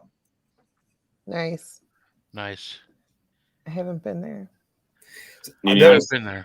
I was there earlier this year with Jeremy and some of these guys, and it was my second time. And I'll tell you guys something really cool about this place. When I was saying earlier about how I got involved with the subject, when I was 17 years old, I had the opportunity of going to Waverly Hills Sanatorium, and that was my first full night investigation I ever did. Wow. So it was actually one of those places that I had to lie about my age because you had to be 18 or older, but I was able to pass off very quickly. So they didn't know I was 17 at the time, but that was probably the one true investigation that really kind of made me of who I am today. If not for that, I think it would have taken a lot longer to get into a place like that. Sure. And the funny part was I'm thinking, boy, what does it feel like to go on a full night investigation a year before I graduate from high school? I like that. Crazy. Other kids are like trying to sneak into bars or parties or something. Sneaking into haunted locations. Sneaking into an investigation. Well, I was fortunate. My dad was still able to go. And, I look back into that investigation for 2 reasons. One is the really cool part about being there for the first time was by the time it was by the time it was 2:33 a.m., there were other investigators that were there. They left. And the next thing you know, we search around, and other than the guides, there was nobody else in the building. We had the entire place to ourselves. Nice. So it's like, how much more could you ask for a full night investigation? We could literally go anywhere we wanted to without disturbing anyone. And of course, because of this was back in 2010, I didn't have all the paranormal tools I have now. I had a few of them, but regardless, it was perfect. But the other thing I look back into is, and this is something I still have not seen fully. We actually filmed the entire investigation through an old. This was, of course, before Facebook Live existed. We had an old VCR camera that was from the late 80s, early 90s. So it was one of those tape ones. Yeah, you had to put a tape in. So, but I mean, sounds like that wouldn't be quite useful. Well, it did have night vision though, so that was something. Nice. The problem was because nobody uses those tapes anymore. I mean, those type of cameras anymore. Yeah.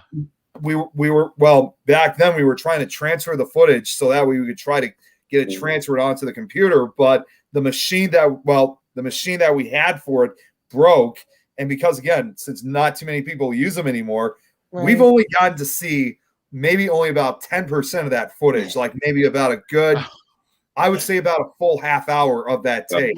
So who knows? I'm hoping we will find a way to get that footage transferred. Who knows what else we probably would have captured that night. And if I ever do get the chance of getting that footage, and if I did capture something extraordinary, especially back then, I am trying to make plans I'm hoping to make plans to make it into a documentary to explain my experiences. That would be cool. Yeah. There's gotta be people that can do that. I feel like there's so many smart people in this world. Somebody's got to be able to take that and make it digital. Right. Well, the other thing too is in terms of wanting to make a documentary about it, there's not really that many paranormal shows or documentaries where they actually interview certain investigators about exactly how they climb through the ranks. And in this case, especially even back in 2010 to, film a whole investigation with an old-fashioned video camera. It's just like that. I mean, in fact, my story that I've told about this place is actually in one of Mike Ricksecker's books, Encounters of the Paranormal Volume 4, where the title was actually called A Paranormal Career Begins. So I thought if I ever wanted to make this documentary, I'm probably going to consider using that same title for it. Yeah. I mean, it makes sense. Is it? I'm guessing. Box. I'm guessing, is that like a service that will do that? I don't know. That's a good question. Oh man. You play on Wayne's World. What? What? I don't know what he's talking about.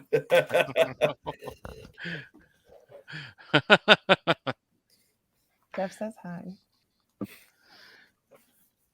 Oh. So what's this weekend? DeadCon. No, that's next weekend. Oh, next weekend. What else you got going on? Well, unfortunately, and since Jeremy's watching, I already told him this. We actually were supposed to go to another Paracon that's happening this weekend in Peru, Indiana. We were supposed to go to the Para-Unity Con. But unfortunately, my crew and their rides dropped out. So I have no way of getting over there. So I'm still kind of upset by that. But, sometimes when it comes with these different Paracons and events, there's not always a guarantee that, you're going to be able to make it to every single one. You try your best. Yeah, it's a lot. There's a lot. Yeah. I mean, there's like almost a couple every weekend that I sit there and I flip through my Facebook. I'm like, man, I wish I was there. Man, I wish I was there. Like I'm tired after 2 that we do. Right. Have you been to the Bel Air house? No, I have not. I've been wanting to go to the Bel Air house though, because I think it was about 2 years ago I first heard about it. I'm thinking, what's up? And I see like shows like this or others, and there's people who would talk about the Bel Air house. I'm like, what is this place? So I look it up. I'm like, oh wow, that actually sounds quite interesting. So might be another one to add to the list. Yeah, the never-ending list. Yeah. Oh my gosh.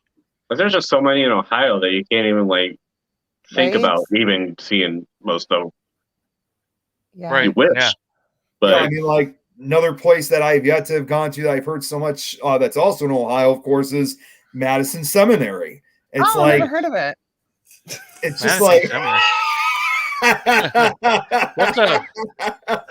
what's a Madison Seminary? I've been hearing so much about it, and it's just like it really is. We need to figure out how we can make it, make a visit over there, because it's just like one day after another. I'm like always hearing about Madison Seminary. It's like you got to go one of these days. It's awesome. It is amazing. It's awesome. It's all right. It's only 10 minutes away from West Virginia State Penitentiary. I didn't realize it was close to the Ohio West. Well, wait, is it Madison or is it? He's talking about Bel Air House. Bel Air. House. Okay. Madison is definitely farther up north. Total opposite end. Yeah. It's not. We probably actually right may have actually passed the Bel Air House without even knowing, because we did. Well, wait, no, we didn't. We did drive through up to West Virginia, but we were actually going to Point Pleasant for the Mothman Festival in Point Pleasant, West Virginia, which was another great con. I really enjoyed it. And it couldn't have been more perfect because we went in 2016, and that was during the 50th anniversary of the original Mothman sightings that occurred back in the 60s. Nice. Yeah. That was probably a big one. That was probably a huge event. It is. That's cool. Oh, sorry. I always forget to pay attention to the comments. I'm sorry, guys. Oh, Patrick said about Falk, Arkansas. That's where the Falk monster is said to live. That's another place I've been wanting to check out. I think they have a festival for the Falk monster down there as well in Arkansas. Oh, wow. Yeah. Yeah. Moonville Tunnel. That's another one I have on my list. Yep. That Moonville Tunnel is somewhat close to Fairfield County Infirmary as well. So that'd be a nice trip. Oh, yeah. Moonville. Yeah. See, another place I went to in Ohio, actually right when we were coming back from Point Pleasant was we happened to pass by the town of Athens, Ohio, which I've always heard is like considered like the 13th most haunted location in the world. We were able to investigate not all of them, but at least three of the 5 cemeteries that supposedly form that pentagram around the entire town of Athens. But we also had the opportunity of checking out the Ridges, which the Ridges, in my opinion, I love that place. It's also one of the creepiest looking buildings I've ever seen next to Waverly. Just like Waverly, it's set up on a hill. It's out in the woods. It's near a river. It's just like your classic haunted, kind of like your classic house on Haunted Hill, if you'd say. That's exactly what I thought of the first time I drove up to Waverly. It's because you go back and you're like kind of in the woodsy area, and you just like all of a sudden it opens up in this massive old hospital on a hill. It's like, holy shit. It's like the Addams Family house, like standing right in front of you. No, I don't know if you've ever had the luck to go to Pennhurst. No, I haven't. That's again, I wanted to, but I haven't had the opportunity yet. That's a freaky trip back there. Oh my gosh, dude. It's like overgrowth, like trees, and just you're on this like dirt road. You don't know what the hell you're doing. It's like you're on this crappy road. You're just driving and driving and driving, and all of a sudden there's these like creepy buildings everywhere. Right. Some of them are trees growing out of them. Trees growing. It's like Jurassic Park when they go back to the park after it's been destroyed. I mean, just like you're walking around, and a lot of the buildings are just falling apart. I mean, they were caved in. There's like you said, trees literally growing out of them. The ones that you can go into are just amazing, and that's probably that place. If I could pick one place that was a true game changer for me in the ghost hunting world, that would be it. It was the first time where I actually broke down and cried because I was feeling shit that I just was so overpowering. I could not even deal with it. Yeah. First time I had to like walk out of a building, and first time I couldn't walk back into a certain part of a building. And it's the first time I went home and had like the true paranormal hangover where it like I was in a funk for like 2 weeks, and I had to actually have like a friend of mine who was a psychic like work on me a couple times, like just trying to get the negativity, like the cloud of negativity stuck to me away from me. Like it was nuts. But yeah, the drive back to some of these places is like literally right out of a horror movie. Especially like Waverly Hills was that one. I just like the first one, just driving back, like what the hell.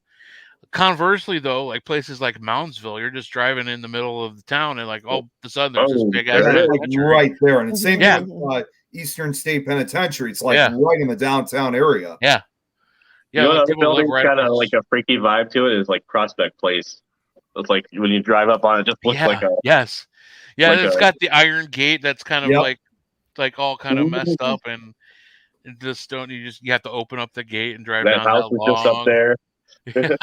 See, that's the same thing with Joliet Prison, and you know, like when you go up to the gate, see, most people at first are not actually intimidated by it because a lot of people who especially are familiar with the stories about it is that they recognize the gate because it was actually used for the opening scene of the Blues Brothers. So that's which, you know, at that time the prison was still in operation, yet they actually allowed the film crew to film the opening with that. And I actually happened to be one of the lucky ones to actually open the gate at one point, which they don't use like any electronics. It's an old fashioned gear. You had to kind of like move it or spin it to open the gates up. Yeah. It's just, and again, same scenario. It's like in the downtown area. Yeah. And it's just like, whoa, this place is like, it's massive. Like if you look at like with Moundsville, Mansfield, or Eastern State, because they're all in separate states. Yeah. This is basically Illinois' Eastern State of Moundsville. Gotcha. I think I actually is Joliet still open, like for investigations? I mean, I don't know if there are. I mean, I know they do ghost tours. See, the problem was, this is what I remember, was when we first started doing the investigations 3 years ago. And I mean, unfortunately, we had the Joliet historians, and they were not the best people, to be honest with you. It seemed like they didn't know as much as we did, because, you know, for me, I actually did my homework. In fact, I actually came across some other stories that they didn't even have in their records that I found that were actually in the records of Joliet. But I mean, to this day, I still don't know what happened, but I think they were kind of upset that we were kind of like not necessarily taking all the credit, but making these investigations quite fascinating for everyone, that they threw us out. And of course, as you could very well imagine, I'm still upset about it, but we are working our hardest to hopefully one day to reclaim Joliet prison so we can do the investigations again. Because not only did we do the investigations, we actually participated in the tours. So that way we got to get into this place for free and or with a lower price range for us. Nice. That's really cool. So tell me, what? Go ahead. What were we gonna say? I'm supposed to go. I could have sworn I was supposed to go to Joliet prison, like to do an investigation. You might want to look into it. Must be a different one. Yeah. Maybe I should not just show up at Joliet. I'll look into it.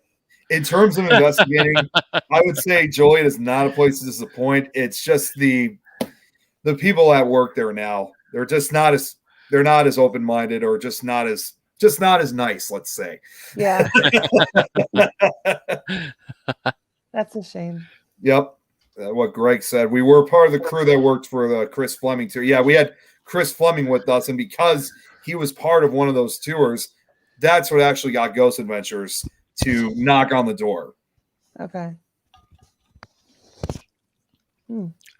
So you're involved in something else. So you're involved in some kind of scary ghost story haunted tour, aren't you? That's correct. Yeah. I actually am now pretty much I always call myself the Scary Stories host or an area. Yep, that's me right there. Scary Stories presented in the dark. I should have had my cloak with me so I could be in character.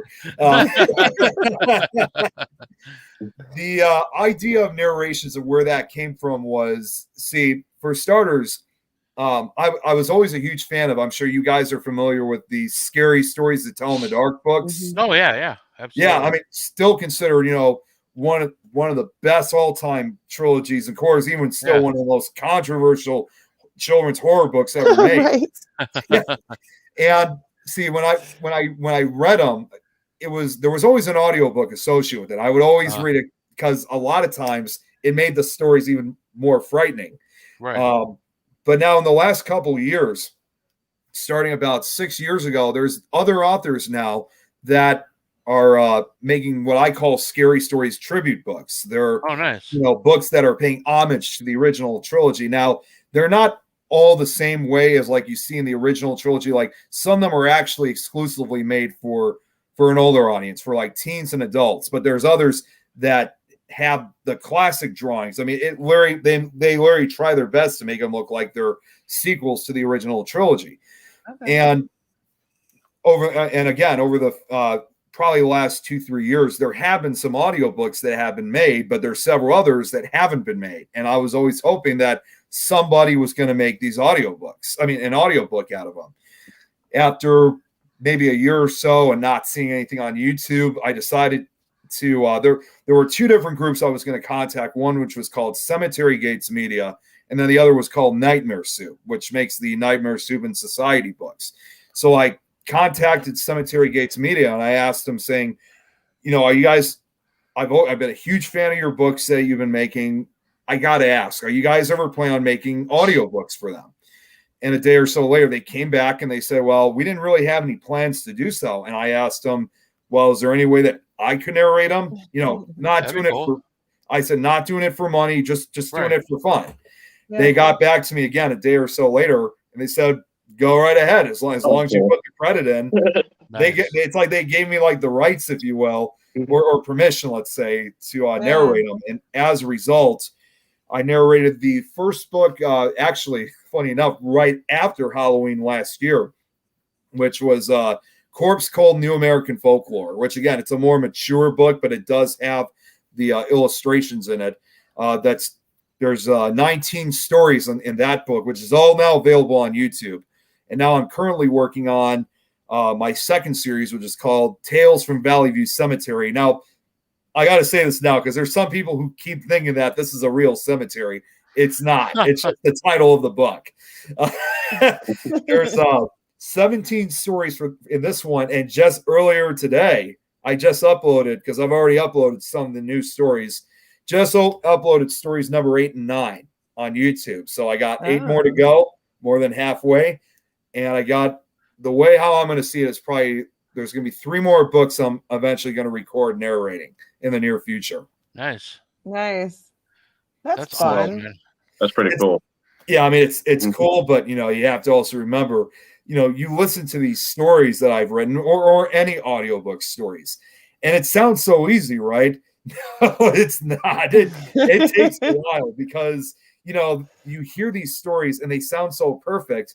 Well, that's only because, like anything, I edited all the mistakes out. There's times where I've stuttered, I've messed up a word, I need a breath, I sneeze, like any type of problem, and I have to restart it all over again. Right. And then you got to go through the editing, you have to cut it down, you got to listen for like hours on it.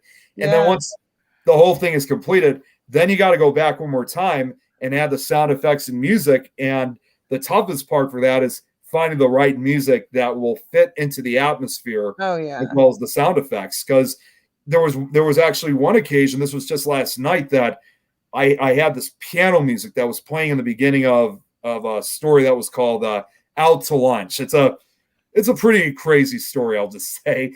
But the music that starts off, I'm thinking, you know what? I don't know if I like this music because it sounds kind of a little bit depressing. I want something a little bit, my stories actually start off, unlike for some stories where they just jump right into the scariness of it. Yeah.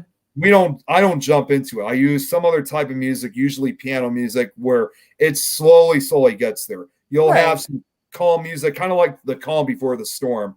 And then once things start getting bad in the story, that's when you want to add, the sound effects, the music. It depends on exactly which story you're looking at. That's so cool. The music freaks me out, man. That's why I can't watch horror movies. I wouldn't be able to listen to that. Oh boy, well, I'm going to tell you this right now. I just shared one of my stories earlier today. It's a story that's called The Blue Hole. It's only like an 11-minute story, but I'll tell you right now, the music that I added in, it is very unsettling. I don't know if you'd be able to get through it. It's scary. It's really I'd be like listening to the book going like this. Right. See, it's just so fascinating when I look at these recordings that I've done and the work that I put into these with these books. A little brief history fact about me with these books was over a decade ago, I used to be terrified of the original Scary Stories trilogy. I mean, if you met me over a decade ago, you would have heard me say, I will never buy those books because they're so damn scary. And even though I was into paranormal stuff, I was into horror films, it was like they were like the black sheep of the family, if you will. And it wasn't until, again, I was 17 years old that I finally, it was like a dare almost. Like as a teenager, it's like someone was daring me to buy one of those books. Like, I don't think you're ever going to get through it. And again, by the time I was 17, I finally had the dare of getting it, which was the Treasury books, all 3 in 1. And this was back when, you guys remember the store Borders? Remember Borders? Yeah. Oh, still miss that store to this day. It was a great place. That was one of the last books I ever bought from Borders before they shut down. And as a result, that has been part of my Halloween tradition. Every year, I read that every year. And I plan on doing it again this month. Oh, excuse me, sometime during this month, along with the other tribute books. So it's like, it just amazes you that when there's certain events that or things that come up in which you never dream you're a part of, all of a sudden you are officially a part of it. Because another primary example was one of the other books that recently came out a year ago was called Scary Stories: A Tribute to Terror. This is probably as close as you can get to the official 4th book. It goes down to the text. They literally make it like it's the sequel. And the person that wrote it, who I'm friends with, his name's Kurt Tuckfield. I'm actually really good friends with him now. We actually had him on a show a few months back. We're hoping to have him back on for one of our Halloween shows. Nice. He at one point posted that he made a new edition. I think there was like 10 more stories that were added to this one. And I contacted him, like, well, if I knew you were going to make an edition, I could have saved my money so I can get the newest one. But that's not all. He didn't just do that. The new editions that he has, he put my name in the acknowledgments. What? That's awesome. Yeah. So cool. Because I was such a huge fan when it came out, and I was a big supporter when it was like, in sharing it. And I think this was like his way of like giving like a thanks to me. So it was just like, oh wow. Now That's I super need cool. to buy it anyway. Right? Wait, you didn't? I didn't have, well, no, I had the first edition. He made but the second one has your name in it. So why wouldn't you buy the second one? I actually almost at one point said, well, what if I could trade it back? Because the other one I got is not, it's still in good condition. Right? But it doesn't have my name in it. Yeah. If I knew about that, it's like, you could have told me. That's so cool. That's so fun. Yeah, those stories really fucked me up. I never read them. I bought them for my kids. Oh yeah, right. I saw somebody had like all of them at a garage sale last summer, and they were like 25 cents a book, and I'm like, what? So I loaded them all up, and I brought them home, and I was like telling the kids about it. I just had someone else talk to me in Iowa that he bought a copy off a garage sale too. So for some reason, they're being popular in garage sales. I don't know. That's how you get haunted books, man. That's how you get haunted books. That's how you get they probably like had them at their house. Shit started happening. They're like, we're going to sell these for 25 cents to these too scary. And my kids read them and they were like, that's not even scary. And I'm like, what? Come on. I like lost sleep over this shit when I was little. I mean, I've never read them. I'm going to lose sleep over just hearing about them. I mean, they're probably, in my opinion, some of the scariest drawings ever to paper. I mean, everybody always had one memorable picture that scared them the most. The one that scared me more than anything, it's one of the most notorious ones, was the ghost Green picture with, the woman with no eyes and nose. It was like, it's on the cover of the Treasury, and it's like you read that story and it's like that picture is staring right at you. And I heard there was one person who actually said that he had to put another book on top of the page so he could read the rest of the story before he turned the page. I mean, it's often been described as the page of 1,000 shats. It scares people so bad. Yeah, those. Oh my gosh, yeah. Oh yes, I remember. Are You Afraid of the Dark? Another show from the 90s. That I definitely remember that one. That was scary. Yeah, she's right. Even the intro was like scary.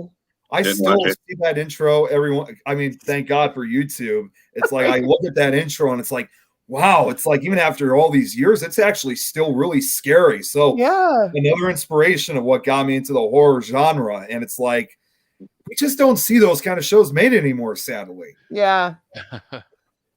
Yeah, they were good. Yep.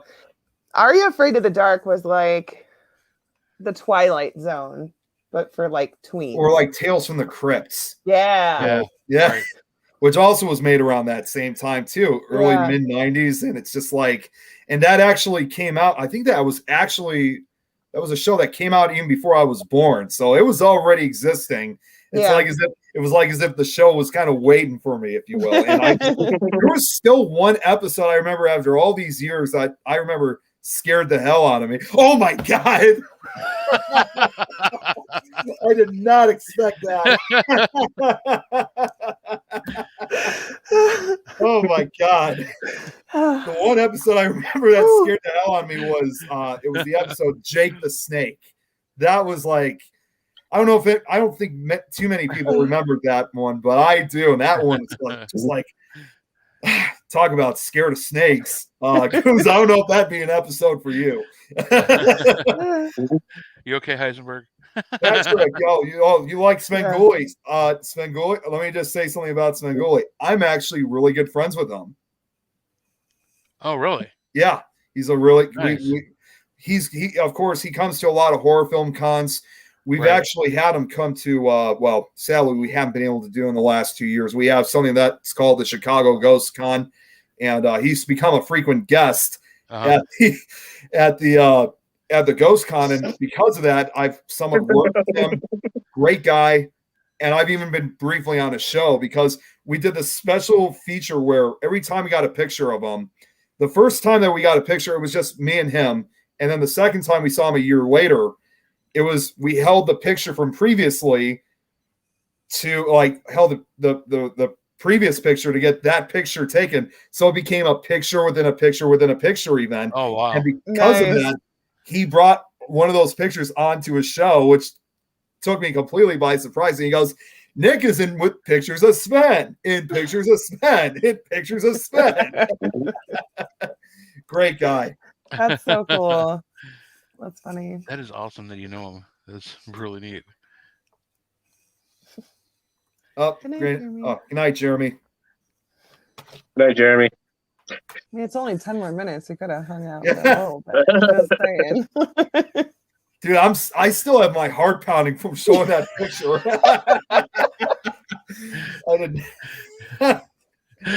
Is that the actual one? That's the actual one. That was the one that used to scare me a lot. Is it? Yeah, it's just, yep, that's it's one of the most notorious. I knew exactly what you were talking about when you were explaining it. I'm like, oh, okay, here we go. I gotta find it. It's even more scary that they brought it to life for the movie that came out 2 years ago, which I love. Oh, you know what? I have not seen that yet. You gotta see. If you're looking for a good Halloween movie to watch, this is probably one of those. Because what I love about it is that it's not like an anthology series. It's one story. But what I love more importantly is that, unlike most horror films of today, best way I could describe scary stories is scary stories to tell in the dark is basically what horror films used to be. They were guys in costumes. They were guys under makeup. There's actually very little CGI that's used in that movie, and I love it because it makes it so much more realistic. And I'm still waiting for that sequel, but probably because of COVID, they're waiting on to make it. So hopefully, real soon we'll see it. It might be like the audiobooks, and you might just have to make it yourself. It might be. Well, they did actually make a movie version of the book from the movie because there is a book in the movie, and I actually am concerned about making that an audiobook series because, as far as I know, no one's made one. So why not do it myself? There you go. Yeah, that'd be cool. Jeremy's like, 10 more minutes, I'll stick around. Oh, gosh. Thank you, Corey. Yeah, I'd love to be on their show sometime. Let's make it happen. Yeah, you got to have them on. Great. Yeah, message me, Jeremy. You can message me at Ray Gooseby. I'll get you on real quick. You could do it. You have to be able to stay up till 10 now, Jeremy. Yeah. Right. You gotta hang. It's hard, man. I feel your pain. Nope. We're just kidding. There are times where it's hard for even me to stay up till 10 o'clock. So, favorite ghost snack. Ghost food. We didn't ask that. No, what question? Actually, one of our favorite questions to ask. Your favorite. No, it's not snack a real question. Wait, sorry. What was that, Goose? One more time. Your favorite ghost hunting snacks. Oh, my favorite ghost hunting snacks. Let's see here. You better be good, or I'll turn you off right now. Right. Oh boy, I never really thought about. If you say fruit, you're gone, Nick. Hey, you know what? Well, goodbye, Mulae. I can tell you right now because since Jeremy's watching right now, when you have him on, he could answer that question very quickly for you because I know he does have a special snack. But as for me, I'm going to have to go with. Oh my God, there's just so many choices. It's like I never. I think I'll say for now. There's these. I have them a lot on the shows. The sugar cubes, those gum cubes. You know, ice cubes. Ice cubes. Yep. That's what it is. Yeah, I always. That's some delicious gum right there. Yeah, it's like if you ever see any of the shows I've done, I always will have like these ice cubes, and they're not actually sugar because they're sugar free, but I call them sugar cubes anyway. I'm always chewing them. That's probably as close as I can get to a ghost hunting snack. I like the grape ones, man. They're delicious. Yeah, right. That's what I have. And pizza in Mansfield. Pizza's always good. The pizza at Mansfield is freaking amazing. Do they make it there? Order. I didn't know they make pizza over there. They order it for you. Oh, okay. Pizza oven in there in the cell. Yeah. I like a good sausage and onion pizza. Oh my god! Shut the fuck up. Nobody likes sausage and onion. Just kidding. People like it, just not as much as Kimmel thinks. No. 2 pepperonis and 10 sausage with onion, please. Right. Never a green olive one for me. Never a green olive one. No. Because you're the only one. Well, you and my wife. I would eat that. You like green olives? Yeah. Yeesh. Yep. Look, it's 2 against 1, Goose. Yep. My new favorite ghost hunting energy beverage, though. Oh, is yeah. now, boom. Oh, my God. You put Ghost it. It's called Ghost. I know. I mean, how I want to get. I wanted them to sponsor the show. That'd be sweet. Wouldn't that be awesome? Hey, you never know though if they want to, because they can end up ghosting you. That's true. But no, my usual go-to is beef jerky, either peanut butter cups or peppermint patties for the sweet part, and some kind of caffeinated beverage, whether it's coffee, an energy drink, a Mountain Dew, whatever is going to help me make it to 2 o'clock in the morning. We never make it to 2 o'clock in the morning. You know that. Shh. There is one other snack that I sometimes do enjoy prior to a ghost hunt, but this is a seasonal snack that I usually only have during the month of October. Are these actually the yes, yeah. So, I don't know if you guys have ever seen them, but they're actually mid planchettes. I know it's kind of awesome. Oh my god! They probably have those at the candy store out here. Yep. Oh my gosh, how cute! Spirit Halloween again. I used to work at Spirit Halloween. I worked at Spirit Halloween for 3 years, and that's how I gained access to them. Nice. And one person once said, "I don't think you're supposed to put those in your mouth. I hear they do some really weird tricks in your mouth. I think it moves around and it tries to talk to you." Oh my gosh. That's funny. Red Bull gives you wings. It also gives me heart palpitations. So yeah, true. So easily drink. I don't drink Red Bull that much, to be honest. It's not that I don't like it. It's just that I just don't drink it that much. It makes me so jittery. Yeah.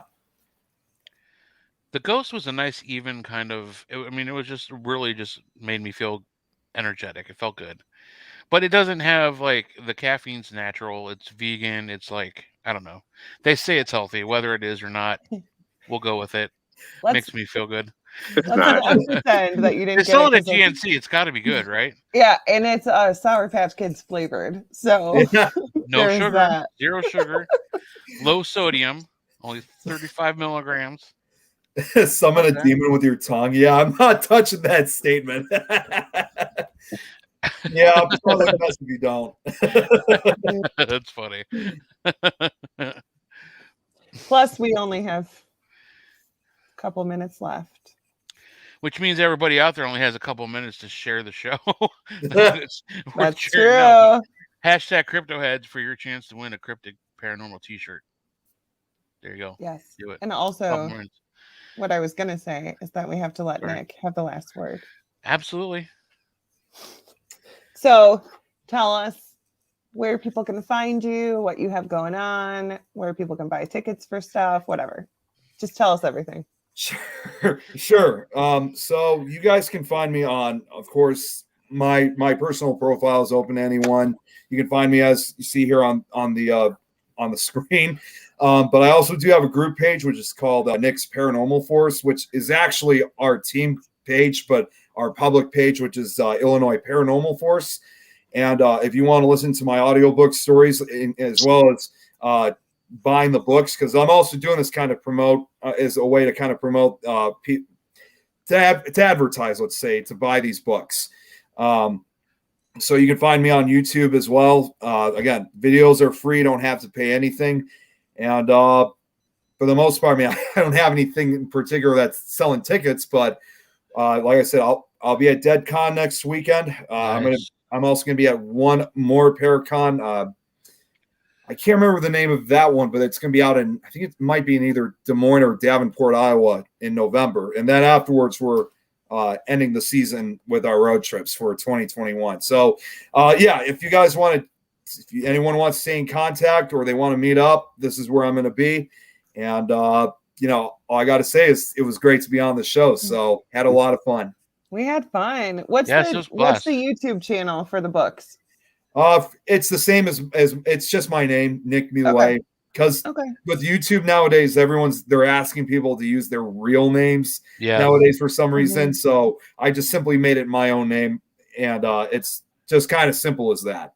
Yeah, that's cool. That's Crypto Heads hashtag. Not quite how that works, but that's cool. Thank you for trying. You get an A for effort. We'll put you in. An A for effort. Looks fine to me. That's true. Well, we got something exciting coming up on November 5th, I believe. It's the We do. Oh my gosh, that's so close. It's a really cool, like, kind of once a year opportunity for people to do a little ghost hunting with the Haunted Housewives, Kathy Weber and Teresa Argy, who also run the Willoughby Ghost Walk, which is an amazing thing, which is almost about to end because it's that time of year. The spooky stuff is about to end at the end of October. So you guys got to check that out. But we're going to be ghost hunting and helping out guide right here at the Lake County Historical Society, also known as the Lake County Poorhouse. I've been there a few times helping out with this event. It's the first time for Denise and Heisenberg. So we're super excited. It's a really cool place. I've had, even with the big, amazing groups that come through there for that night, I've had some amazing experiences, and I cannot wait to share it with you two and with everybody else coming.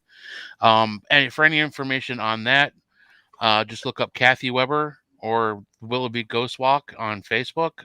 Or we shared it on our Facebook. Yeah, we shared it on our Facebook. So really cool event. All proceeds go to help the Lake County Historical Society for renovations and upkeep. And they actually do an amazing job. The place is like a living museum. It's really cool inside. Again, I can't wait for Dee and Heisenberg to see this place. So it's going to be really fun. And that's probably going to be it as far as events for the year. But hopefully we're going to get into some ghost hunts before it gets too cold. We'll do something live for you guys from a haunted location. Maybe we'll do a little bit of live there, as long as everybody around us is okay with it. Yeah, some people should. Just for a couple of minutes, nothing big or whatever, but it never works out right. Right, yeah. If the network works, or if I could, I always say this, and then we get there and we get involved with everybody, and kind of forget it, you forget to even take pictures of the place. Well, we try, and it is we spend a half hour not doing anything but trying to get the light. Right. But yeah, we got that coming up, and then let's see. Next week we have a special guest coming in, George Lunsford. He's an author and a paranormal enthusiast. He wrote a 4-part series, Legends, Myths, Monsters, and Ghosts, about all kinds of things, cryptid, paranormal, UFOs, ghosts, really cool stuff. So just getting to know him. We'll get to know him more next week, 8 to 10, right here on the Cryptic Paranormal Show. Nick Mulae, thank you so much, brother, for coming on. It was a blast. We will definitely have you on again.